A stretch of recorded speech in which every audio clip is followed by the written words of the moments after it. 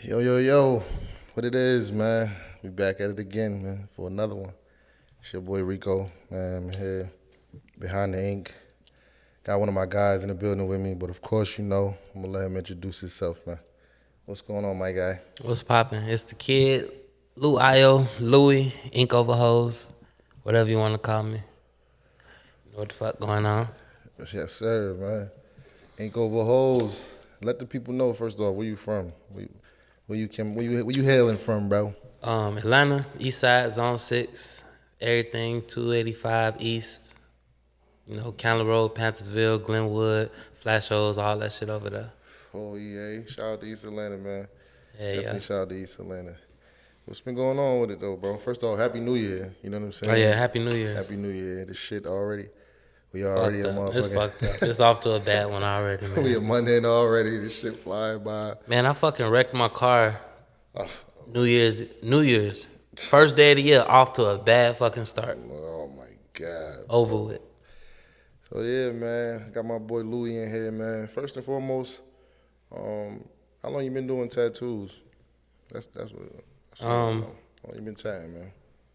Shit, on and off for like 12, 13 years, but like really professional all the way locked in, maybe 8, 9, something like that. 8, 9 years, and what initially got you into it? Like how you get into the tat shit? Shit just fucking around, just doing some shit. It looked like it was kind of easy, so I just kind of fucked around and I wanted to tap myself, and I just figured it'd be like, it'd be cheaper to just learn how to do it. So, just started fucking around with it one day when I was like 17, 18. Just jump down on that shit. Fuck it. What was you like an artsy motherfucker? Like you know how to draw and all that coming up, or did you just literally like? Nah, nigga, I was at the I was breaking in folks' houses for real, selling me a little weed. I was like 17 in my mama's basement type shit, just trying to Trying to get make some a few money. dollars. Right. And like I seen a nigga that did one of my homie tattoos, and he looked like, he was having some little motion. I was like, shit, I damn near could do that type shit. Yeah, I'm about to jump on. So I just started fucking around with it, and I learned how to draw like as I learned how to tat. Really, the first 3 or 4 years I was fucking with it. I ain't even know how to draw at all. I was tracing everything. Tracing everything off the stencils and the stencil sheets, Facts. and jumping down on shit. That's a fact. So all right, so this is a big thing in the tattoo culture. I hear a lot when you dealing with rookies and you dealing with vets. They talk about this coil or rotary, coil or rotary. You feel what I'm saying? So, what you started off with? Like, what era did you start off in? The coil era? Hell or yeah, rotary coil era? era. But like I'm definitely on I got a pen now. I fuck with rotary shit now. I mean you just gotta adapt with the technology. I mean it's still some people that use coils, but I ain't even seen a nigga use one of them shits in so long, bro.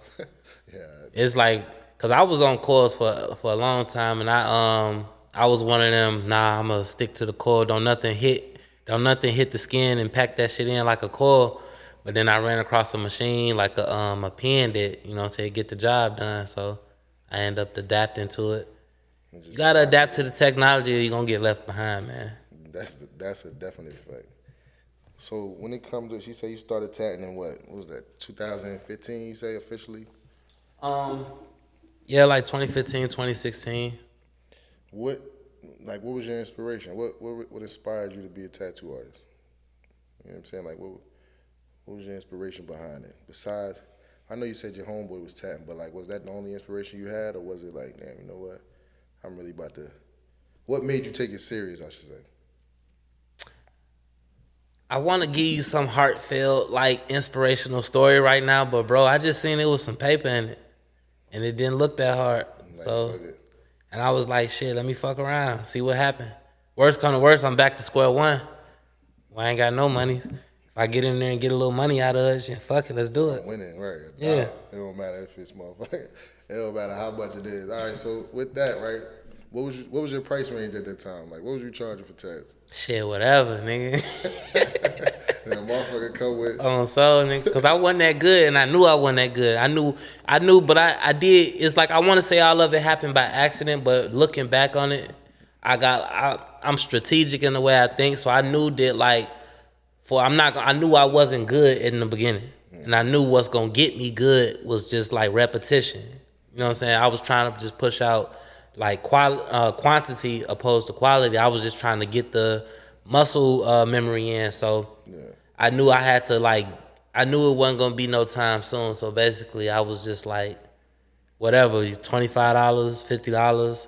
You know what I'm saying? You just slowly work your way up. I was doing tattoos for like $20 names and shit. Like I come from that, like being in the basement. Yeah. Yeah, you do 5 names, that's $100. Hey, that's all it really is. Just over time, you start going up a little bit and a little bit, and you look up, you doing some shit for like 5 times more than what you used to charge for. But at the same time, over that time, you 5 times, 10 times better than what you was doing it at.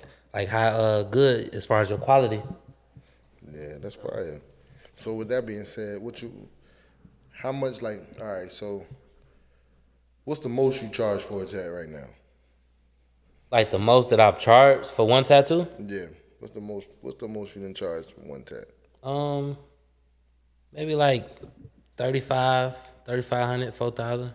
This what, tap out, or is this just a large piece, or? It was a large piece.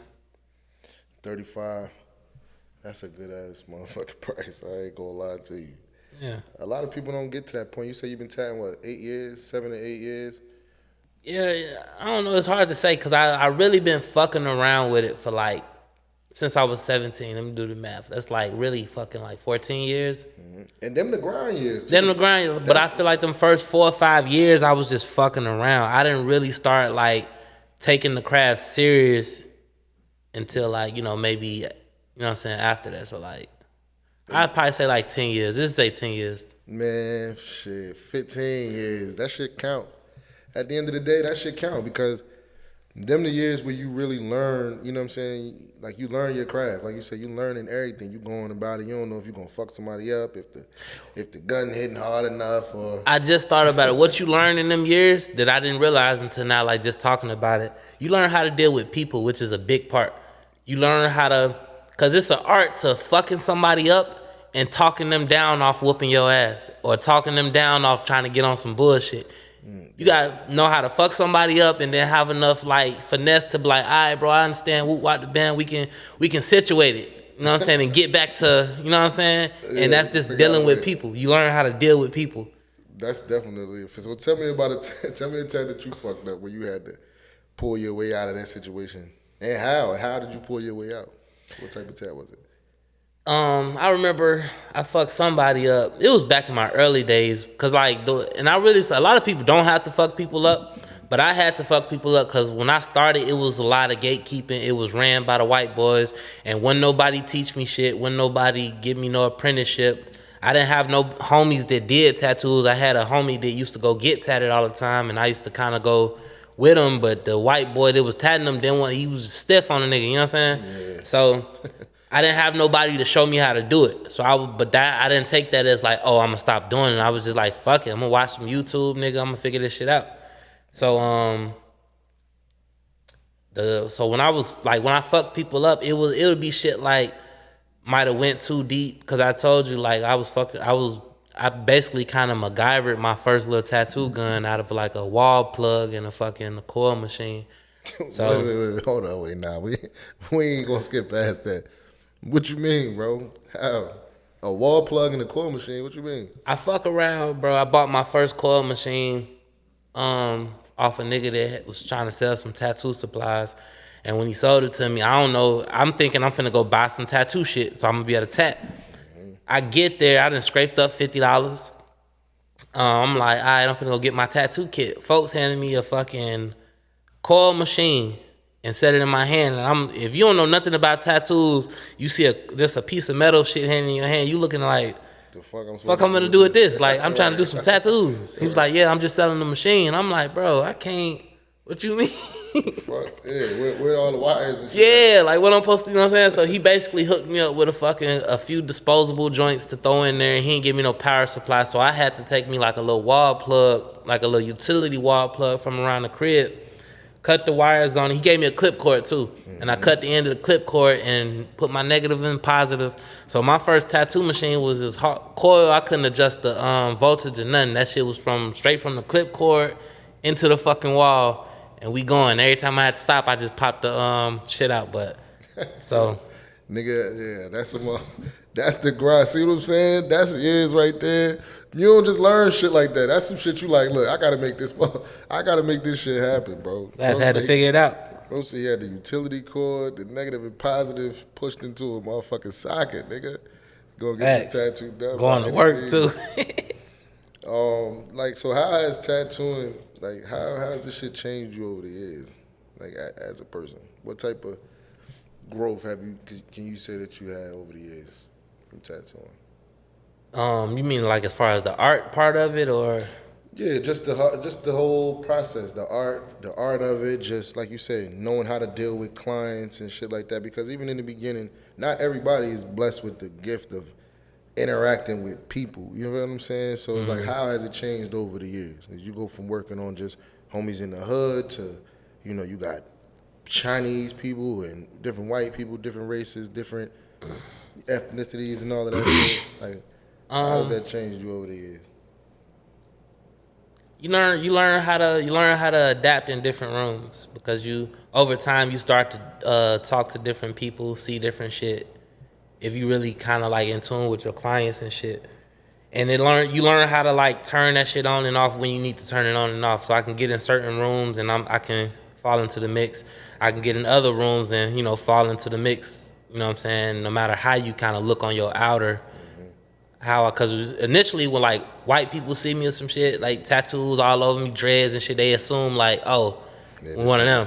Yeah. But then, you know what I'm saying? But I talk to people and you know what I'm saying? I get in them rooms and I can kind of adapt to what I got going on. So I feel like that's the biggest plus that I would say probably had to come from like doing tattoos. Have you ever had a moment where like you questioned yourself as an artist? Like, damn, like, man, what the fuck, this shit might not be for me, yo. Nigga, it's 10 years in and I do that shit every day. I just did that 2 days ago. And you like, yo, look, man, this shit just ain't me. Like, when that type of shit happen, when you get in that mode, because I definitely have been there. Sometimes shit just, I don't know, it just be something that make you just be like, you know what, bro, what the fuck? When that kind of shit happens, how you handle it? Like, what do you do? I mean, shit, just keep doing that shit, man. It's like, it get discouraging. But at the same time, it's levels to this shit, and I see where it took. I know a lot of niggas that like I kind of not envy, but I kind of respect where they at with it, and I see the possibilities of where this shit can take you. So that be keeping me on some like, alright, nah, fuck it, we finna just move some shit around and do something different. We need to get to that next level because it's about leveling up. There's different levels in this shit for sure. Yeah, it's definitely different levels in this shit. It's definitely like, niggas don't understand, man. You can go from being homeless, bro, to fucking owning all kind of different companies if you lock in and really put the business forward. You know what I'm saying? Especially when you keeping that connection with clients and you doing good business. I feel like that's what's gonna take you the furthest though. Doing good business. At the end of the day. Like, and sometimes doing good business is gonna be to your, you know what I'm saying, to your fault. Like, where you gonna take the L, but you just gotta take it. Cause there's one thing I can say, and I can vouch for this shit. Like, everybody that I done business with, no matter how the shit transpired, the way I handle business is like solid, and it's equal around the board, and it's kind of like, you know what I'm saying? It ain't no bullshit. Some niggas don't really, and I see a lot of niggas get in that shit, but they don't know how to handle business. And not just it's still a business at the end of the day. Yeah, and you gotta kind of like stand on like some business shit and move a certain way. You can't just move like your regular self and just be on bullshit all the time. Sometimes you gotta kind of move it like a business and shit. But yeah, that really. Yeah, yo, I'm not gonna lie. Over the years, I learned the same shit. Like, it's a time and place for everything, especially when it comes to this shit. Like, certain rooms you get in, you gotta know how to adjust yourself, bro, or they not gonna respect you. I don't give a fuck how good the work is. I done seen some artists with some hard ass tats, bro, who can't book a client for shit. You know what I'm saying? Nah, that's a fact. How you feel about? That's a fact. How you feel about the booking shit right now in the tattoo industry? Like, I hear a lot of niggas saying that, it's hard to book clients nowadays, or you get clients that play around, play games. Like, how you feel about that? It's one of them businesses, bro, that just kind of go up and down. It's seasonal. It got its slow times of the year, and you just gotta kind of. A lot of that shit just come with time and experience in it, cause you gonna kind of learn what months are slower than others. And so if you know it's finna get slow towards the end of the year, you know you need to stack your chips up and put some shit away, cause you know it's finna slow down. And not to say you ain't gonna make no money, but you might make half of what you normally make, and you just gotta kind of keep track of that shit. Cause if you don't, you'll find yourself life will be having its way with you. Like you'll be up one moment, you'll be down the next. When you see niggas that's consistent in the shit where they life don't look like it's falling off just because it's slow, those are the niggas that okay when it was up towards the top of the year, folks moved this shit around right, and he put some shit up. Yeah. So when they slowed down, nigga, your rent still got paid. You know what I'm saying? Your car, all your bills still got paid, and you was cool. You might have not had the money to go out to the club and blow, you know what I'm saying, whatever. Ball but out and do all that. But you surviving. You ain't losing your crib because it's slow season. You know what I'm saying? Yeah. And it just be money management. The money management part, I ain't gonna lie, that shit do be a little difficult, especially. Nah, it's still difficult. Yeah, you got when you making it, when you are handling your business and you are, you know, putting your chips up when it's time to be put up and you making the right moves with this shit. You know, it definitely gets difficult because the money's still rolling in. You know, you still kind of good. You know, but even in that situation, like you said, you gotta be smart with this shit. It has to be some type of some type of brains being used when it comes to this tattooing shit. Yeah, for real, man. So like, what I do want to know, and you know, I'm planning on asking a lot of people this because this shit is important when it comes to the tattooing shit, right? What kind of legacy do you want to? First and foremost, first I want to ask, what kind of artist are you? Like when somebody was to ask, like, what type of artist are you? What would you say?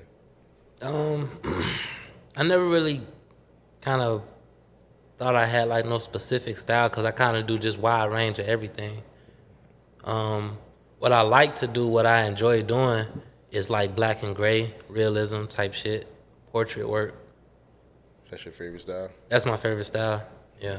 Portrait work, man. That shit, dude. Them portraits come with all kind of sentimental. Like a portrait, people mostly get portraits of their kids or lost family members, shit like that. Like, have you ever had a portrait or a tattoo that meant a lot to you, so much to you, where you like, you know what, I can't fuck this shit up? Yeah, there'd be that pressure, cause you like, especially when you first started doing. But I like once you even if you really good at that shit, you know, it's like, all right, this tattoo means something to somebody. So I can't kind of just go in there and give them the slap choppy. I kind of like, all right, and tighten up, and you just pull out all the fucking tricks and tools, and you make sure you try to get them right to your best of your ability, type shit. Yeah, that shit, you know. It's a little different. It's a different weight, but I like it. You know, it make you go harder. Sometimes you impress yourself with a little pressure on you.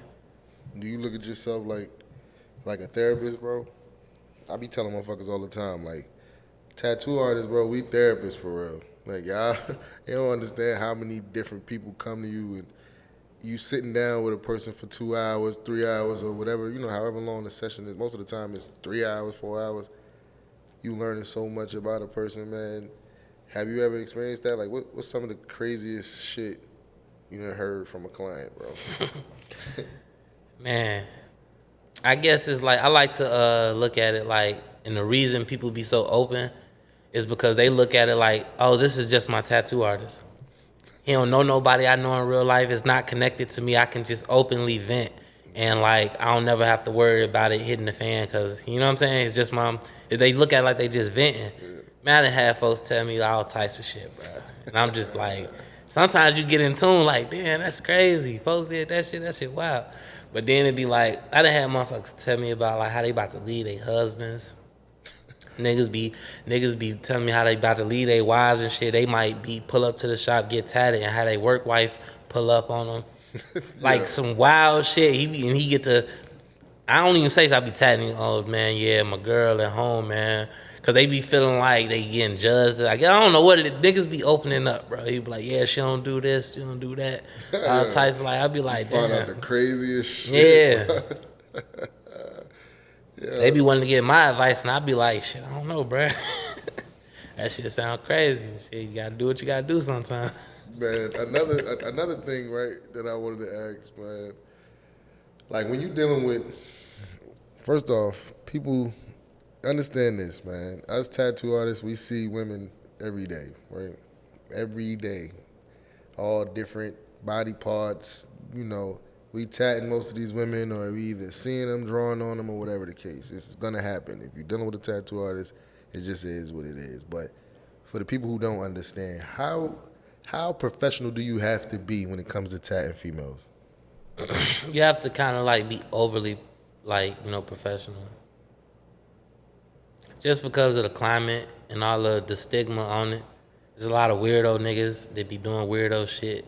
So like a lot of females, they ultimately like off the bat just kind of be like, all right, I hope he ain't no weirdo. Right. So you just gotta be cool, be chill, and if you're not no weirdo, that ain't hard to do. Just be chill. Just be yourself. Yeah. Be cool. Have you ever had a situation where you had like a boyfriend there that was jealous or mad or some shit, or want to stand over you while you doing the tat or some crazy shit? Have you ever had Yeah, that shit kind of like normal though now. Like I don't let no nigga like stand over my shoulder, but he might, the way my shit set up, he'll be sitting on the couch, or he might come over there and be looking and shit. But it'd be like, I don't be paying attention to that shit. Like, bro, that shit'll probably make him more mad, cause I just be so locked in. I might be having a whole conversation with Shorty, and we just talking about some random ass shit. We just locked in or some shit. I don't understand why dudes do that anyway. Like, it's like, I know why they do it. You sitting right there though. What can I do? Like, cause I ain't finna. That's a whole nother rabbit hole I ain't finna jump down. Cause like females is scandalous, brother. I'm telling you, I done seen the dirt. Nah, I done seen the dirt too. I done seen some wild, like they had a nigga in the car that just paid for the tat, and they in the tattoo shop going crazy with one of the artists. Like it be that type of shit. Shit, I advise nigga, if your girl got a tattoo artist, nigga, go with her. Go with her every Go time. with her. You know, hey. Shit get crazy, bro. With them appointments.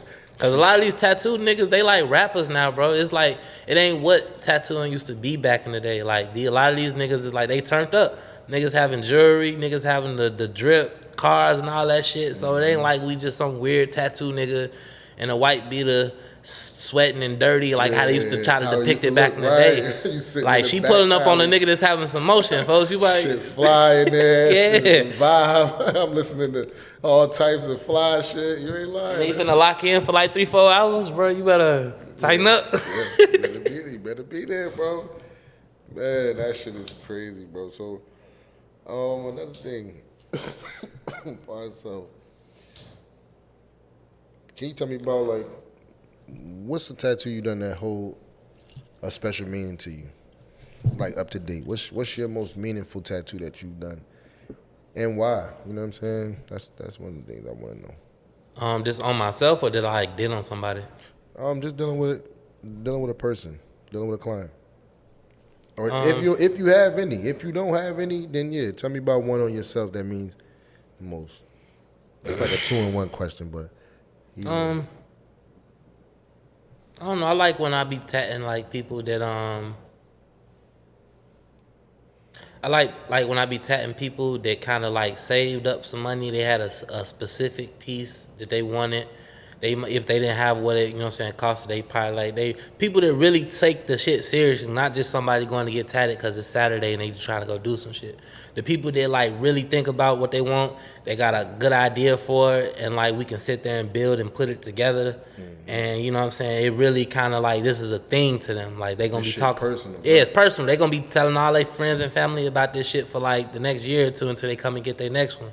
But like those type of sessions be like my favorite little sessions. Yeah, man, you keep the motherfuckers locked in. It's a memorable piece.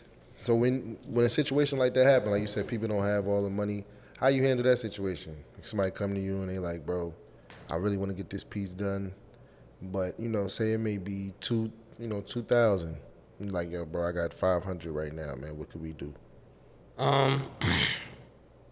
It's a thin line between like, you know, I ain't letting no money walk out the door, but at the same time, you got to get what you're worth. So it's like I can work with you, but at the same time, it got to be within like a reasonable like, you know, space or whatever. Like for instance, if I'm charging 2,000 for something, and you say, hey, I got 500, what I'm gonna do is like, all right, we can scale down, and I can kind of offer you a piece that kind of incorporates all the key elements you want in your piece, but size it down to something that can fit 500. Or if you stuck on like you got to get the certain piece you want and it's 2 bands, we can break it up into sessions. Bring me 5, we break it up 4 sessions. You bring me 500 each time. Yeah, man. Just try to lock all that shit in. You ain't let nothing walk out no door though. That shit is. Yeah, out. But I ain't just finna like go from 2,000 to 500. Like hell no. We gonna figure it out. Yeah, we gonna make this shit work some type of way.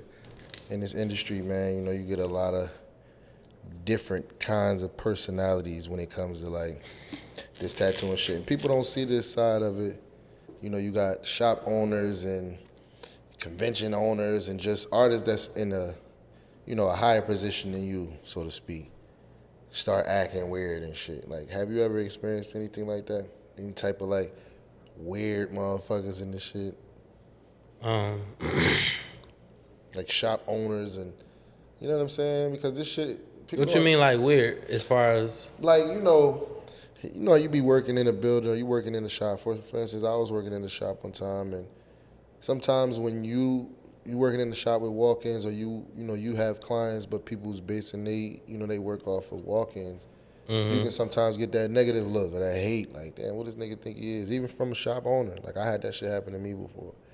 Oh yeah, I worked in the shop a long ass time ago. Nigga, it was crazy shit I ever heard. Nigga told me I'm not allowed to like give out my personal information or Instagram. Like, if I take a walk-in, I can't like, oh, go follow me on Instagram just so they can like, I can't like make them my client from that, you know, walk-in. That was like weird as shit.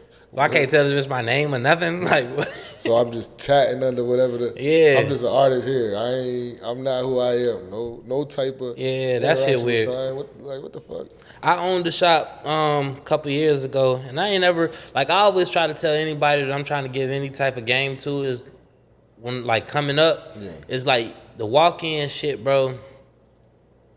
That's to really, like, back to what I was saying earlier, that then you want to build, like, repetition. The walk-in is going to keep you busy every day and all that good shit, but you don't want to, like, your bulk of your income to try to, like, depend on walk-ins. Right. You want to try to build a clientele of people that fuck with you that's going to come back and they going to tell they people. You want to try to build a client. That's the difference between a clientele and, like, some walk-in shit. Yeah, that's a major fucking difference. And you can make some shops. Sometimes if the traffic is right, like, you know, yeah, you can make some money. Makes sense, but it's quick. It's good money. I ain't saying don't do no walk-ins. Yeah, but like that's the quick money, and it's not like you got to choose either one. You take your walk-ins or whatever, but you prioritize wanting to get people to lock in for appointments. Yeah, man. And you know what I'm saying. Then basically you want them to lock in to your brand, because that way when you build a clientele, bro, you can move all around the city. You walk-ins, you gonna make money as long as you at this whoever shop you at, and then they got your life in their hands. If they want to fire you or some shit, now your whole income is out the window because you've been depending on walk-ins this last couple years. Man, you moved to the other side of the city. And now you ain't got no clientele for real. You got to rebuild your walk-ups, and that shit is. So that's just the pros and cons of it. So like, what's the most like people? I've had clients sometime like, you know, come into the tattoo shop or come in to get an appointment done and have an idea, or maybe they first tat or whatever the case, so they have an idea what the tattoo may look like, but they're not really sure if you can pull it off as an artist, right? What's probably like the most memorable reaction to a tattoo you had from a client that you can just vividly remember, like they fucking passed out, started crying or some crazy shit? What's a memorable reaction that you had from a client? I don't really got no crazy. After seeing some shit you did, you know, not even crazy. It don't even have to be like no crazy shit, but just something that, like, you know what I'm saying? When motherfucker was like, damn, they were so shocked that you pulled this shit off. Yeah. I mean, I done had some folks that was like shocked, like, oh shit, this shit go crazy. And we was both sitting there amazed. They don't even know. I'm looking like, damn, I didn't even know if I could, you know what I'm saying, pull it off. But we did it. We here now. But yeah, that happened a few times. I ain't got no like nothing that jump out to me, no specific story, but it done happened a couple times. Yeah, man. So have you had tattoos like that you haven't? I mean, not that you didn't feel like you could do, but it's like, damn, you see a tattoo and you're like, what the fuck? This shit is a lot. I ain't never done this before. You know what I'm saying? Like, how I'm gonna pull this tattoo off? When you get tats like that, like, how you handle that shit? I mean, I know you're gonna jump down on the tat, Yeah, but you is just it? gotta fucking Do it dive change your in. process though? Do it change anything Yeah, in you you? slow the fuck down. You don't do. Well, me personally, I don't like. I just slow down everything. I just take time off the table, and I'm locked in. And when you'll be surprised at what you can do when you really just slow the fuck down. Right, slowing Like down. the daily when I go in there, it's like riding a bike. It's like muscle memory. I just go in there and I'm just working because on the day to 80% of the time I ain't doing nothing. Just like Some shit you ain't never yeah, seen it's some shit I before. done did a variation of. So it's like it's familiar territory. So I'm going in there damn near autopilot type shit. Which is, so you still gonna push out some solid work. But every now and again you get them pieces where it's like, I need to really I ain't sit gonna book down. nothing else today. This is all I'm doing because I'm finna take however long it take to get this. Like I'm finna lock the fuck in.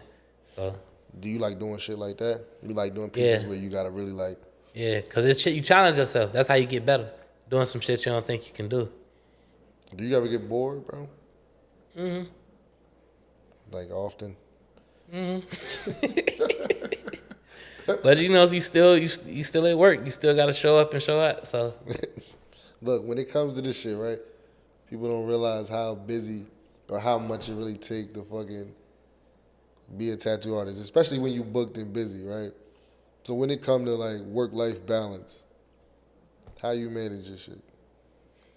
um, I mean what you mean? Like, how do you manage the time between tatting and doing the shit you regularly want to do? Like going out to fucking eat dinner or having time to go pull up here, do this, do that. Like, do you balance your schedule? How you balance your schedule? Um, Cause I ain't gonna lie, bro. For me, like most of the time, bro, it'd be like big pieces or sleeve, half sleeve work. So that shit take time, or people be booking tap outs, shit like that. So it's like sometimes it's hard to do regular human being shit, like go bowling with the gang and shit. How do you balance your work schedule and your regular life schedule? I ain't never really. I mean, I guess I would have to say when it do get busy, it just be busy shit. And I don't. If I go 2 weeks where every day I'm in the shop all day, nigga, I'm cool with that. Like, it wasn't no going out with the gang or going get some drinks or a meal that was more important than going to get to the bed. So, um, whatever free time I got in between that, I always try to, what I'm saying, do some shit with the Get some family or regular some shit. shit. Right. Cause I know it's not like I'ma always be tatting 2 weeks in a row. Just the way my schedule falls is like I'm gonna have a day or two out of the week while I might not be doing nothing. So I'm gonna fit whatever I gotta do in that. But the money come first. So, but at the same time, I always like if I know I got some shit coming up, you can make your own schedule. If I know I got some shit to do Wednesday, I just ain't gonna book no appointments on Wednesday. Yeah. I need to know shit in advance though. Right. Ain't no just Yeah, pop up on me and yo, yeah. bro, we going to. Sometimes I can make it, sometimes I can't though. I think the people around me that, what I'm saying, they kind of know how my schedule is and we just kind of flow like that. So, So basically, so the importance, client, it's important to keep your appointments with your clients, right? Like yeah. that shit is important. That's a part of the business too. Even if you Yeah, got, you got, and that goes back to what I was saying about like handling businesses. Like, I can't remember, it's been maybe years since I've canceled an appointment on my end. I get people that cancel appointments sometimes on their end, but me having to cancel because some shit came up, like, in that fact, I know I'm consistent, like, cause I can't remember the last time that happened. I make sure I get to my appointments no matter what. If anything, I might push you back 30 minutes to an hour, whatever. It's right, like, cause life shit be happening, yeah, but it's really, really rare, like 1% type shit that I'm gonna just cancel your appointment cause some shit came up and I can't make it. yeah. That shit don't really happen. Okay, so over the years, right? 10 years plus. We're gonna say 10 years plus in this thing, right? Hmm. What's a piece of game that somebody gave you that, like, stuck with you to this day? Something about this tattoo and shit. Like, what's a piece of game that you got from somebody that was tatting that still sticks with you to this day? Um,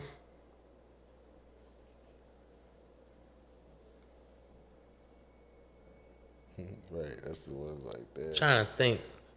I would probably say it more so it got to do with tatting, but it's more so just about like how you handle your business. It's like, you know what I'm saying? Like the money come first, like you prioritize that. And like, you know what I'm saying? Don't don't leave no money on the table type shit. You know what I'm saying? Just that mindset about it. Cause that was easy for me to adapt anyways. Cause like I said, I didn't hop into this shit on no artsy shit. I was like in the streets kind of like getting money however I could type shit. So like that was already my mindset. I just adapted that to like the tattoo shit. Like, you know what I'm saying? Try to squeeze every dollar out this shit. As much as I can get. Yeah. When it But people, when I say that, people always try to like make it seem like I don't have no love for the art too. But it's like I definitely do have. You have to have some level of love and passion for you to be able to do it every day and not go insane. You know what I'm saying? Because people do, half of your day, if not the whole. I feel like that should be obvious because you know it's people that get paid to do jobs that they fucking hate. So that ain't my situation. I love what I do because, like I said, it came easy to me and it's like I'm good at it. So. But like first off, it's like I need to figure out how to get paid with this shit. Yeah, this shit gotta make some money. Once I learned that, that's really when I kind of took off with it. Once you realize the money that can be made and how to make it, because there's money to be made, but it's definitely. That's all it really was, bro. Cause now when I really thinking, now that we talking about it, I'm thinking about it like really them couple years that I said I was just kind of fucking around with it. Mm-hmm. That was right before I kind of learned what I just told you about, just kind of like that whole mindset of trying to adapt that get money aspect to the tattoo end of it. Yep. Yeah, that was around the same time. That's when I really started like I started busting some moves with this shit. Yeah, this shit a real bag. Yeah. How you feel about tattoo conventions and shit? You a tattoo convention nigga? Not me personally. I ain't got nothing against them. Like I ain't never tatted in one. I had a couple offers to, and I was about to one time, but it was just like I don't know. It never really nothing that I kind of cared about. I felt like if I was gonna do it, it'd just been just to say I did. Yeah. But it don't really do nothing for me. It don't because a lot of niggas that stroke their ego or whatever more than actually getting paid. It'd be like, yeah, I tatted at such and such convention. We did. It was so cool, blah, blah, blah. But, like, for the last 3 months, bro, you been broke because you can't book no appointments. Right. Who fucking cares that you went to, you know what I'm saying? Because clients don't care about that shit. You're not finna justify what you charging them because you tatted at some convention a year ago and won. Like, they don't give a fuck, bro. Yeah. Well, they don't give a fuck. I tell you that such and such convention, man. I'm telling you, I'm good. And then you still scar somebody's shit up. Yeah, so it's like I don't know, but I ain't got nothing against the people who do it. That's their bag. It just ain't, you know what I'm saying, nothing I really care about doing. That's not to say I wouldn't do one, but it'll basically just have to kind of fall in my lap where I have to put low effort towards it for me to just be like, all right, fuck it, we can do it. But if I never do one, I'll be straight too. That's cool. So what kind of game would you give? What kind of game would you give a young artist, bro, that just say, you know what, I'm about to fucking grab a machine. He basically had the same story as you. You know what, I'm looking to get some money. I'm about to just grab me a machine, bro.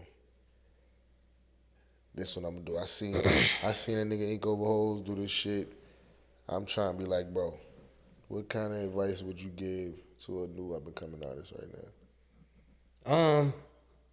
In a nutshell, my overall philosophy, I would have to just say, if you do anything long enough, bro, consistent enough, your chances are you're bound to like yield something from it.